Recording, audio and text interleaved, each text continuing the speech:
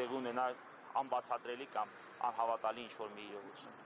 Պարոն Երիցյան, քանի որ հնարավորություն է ընձեռվել, նաև Տիգրան Ուլուբաբյանի գործով ինչ նորություն կա, մյուս ոստիկանների։ Տիգրան Ուլուբաբյանի գործով ես հայտարարել եմ, որ ավազակության գործով դատարանն անթույլատրելի վերաքննիչ դատարանը անթույլատրելի ճանաչեց,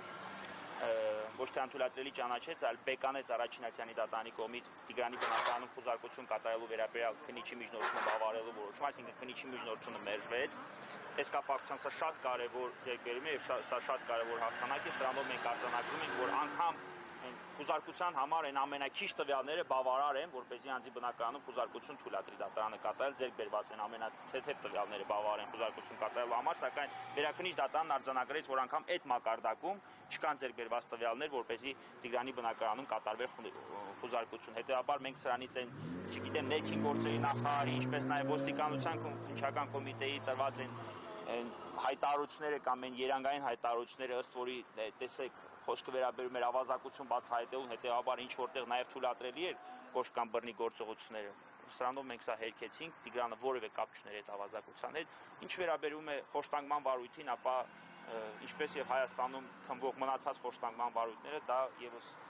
դասական ընթացքում է, այսինքն սառած մեռած որևէ գործողություն չկա։ Մինչև այս Տիգրանին խոշտանգման ենթարկված ընդամենը 2 ոստիկանների տվյալներ են պարզվել, որոնք էլ պարզել է պաշտպանության կողմից, այսինքն մենք մեր նախաձեռնությամբ։ Տիգրանը մինչև հիմա խնդրում է, ասում է, տարեք ինձ ոստիկանություն, բոլոր ոստիկաններին իմ դեմը տրեք։ Ես կասեմ ով ա եղել ինձ խոշտանգողը։ Իրականացնող մարմինը դա մեր դատաբժշկական լրացուցիչ դատաբժշկական փորձաքննության ենթարկելու մեր միջնորդությունը քննիչը մերժեց, որովհետև իսկ ես հիշեցնում եմ նախ, որ հիվանդանոցում Տիգրանին ավելի ռեալ եղանակով հետազոտման ենթարկելու ընթացքում արձանագրվել է, որ արկա է Տիգրանի մոտ վնասվածքներ, սակայն դատաբժշկը ընդամենը ակնադիտական եղանակով նրանց դնելով արձանագրել է, որ վնասվածքներ չկան։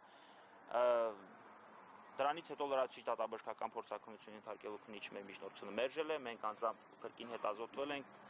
լրացուցիչ տվյալներ ձեռք բերել, կրկին ներկայացել քննիչին, սակայն վարույթով որևէ գործողություն տեղի չունեցավ այս պահի ներկայացել Տիգրանի հագուստը։ Դրա տվյալները այս պահի դրությամբ եւս հայտնի չեն, այո, մենք միջնորդել ենք քննիչի նշանակել մի շարք փորձաքննություններ, այդ տնտեսական եւ այլ փորձաքննություններ, բարձրելու համար Տիգրանի հագուստի վրա արդյոք արկա են ոստիկանների հետքերը, ինչպես նաեւ այդ թքելու հետևանքով արկա են արդյոք հետքեր, թե ոչ։ Փորձաքննություն իմ տվյալներով մեր ունեցած տվյալներով նշանակվել է, բայց պատասխանը այս պայդրությամբ դեռևս բաց չէ։ Ես ուղղակի ձեզ հիշեցնեմ այս քննչական կոմիտեից տեղի ունեցած ինչքան էր հափշտակության գումարի չափը։ $50,000 օպերատիվ եղանակներով, տեսակ ինչ եղանակով կարողացան բացահայտել